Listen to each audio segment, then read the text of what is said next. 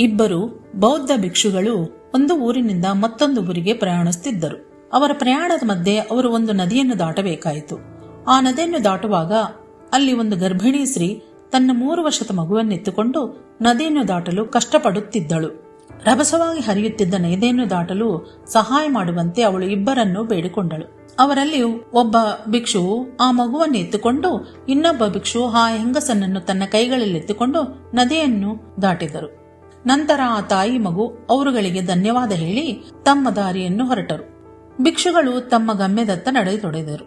ಆಗ ಮೊದಲನೇ ಭಿಕ್ಷು ಇನ್ನೊಬ್ಬನನ್ನು ಕೇಳಿದನು, ನಮ್ಮ ಧರ್ಮದ ಪ್ರಕಾರ ನಮ್ಮಿಂದ ಹೆಂಗಸನ್ನು ತಾಕಬಾರದು ಅನ್ನೋದನ್ನು ನೀನು ಮರೆತೆಯಾ? ಅವಳನ್ನು ನಿನ್ನ ಕೈಯಲ್ಲಿ ಎತ್ತಿಕೊಳ್ಳಲು ನಿನಗೆ ಹೇಗೆ ತೋಚಿತು ಎಂದು ಪ್ರಶ್ನಿಸಿದನು. ಅದಕ್ಕೆ ಎರಡನೇ ಭಿಕ್ಷು ಉತ್ತರಿಸಿದನು, ಮಿತ್ರ, ನಾನು ಆಕೆಯನ್ನು ಕೇವಲ ಆ ಕೆಲ ಕ್ಷಣಗಳ ಕಾಲ ನನ್ನ ಕೈಯಲ್ಲಿ ಒಯ್ಯಿದೆ. ಆದರೆ ನೀನು ಇಂದಿಗೂ ಅವಳನ್ನು ನಿನ್ನ ಮನಸ್ಸಿನಲ್ಲಿ ಒಯ್ಯುತ್ತಿದ್ದೆಯಲ್ಲ ಎಂದು ಕೇಳಿದನು.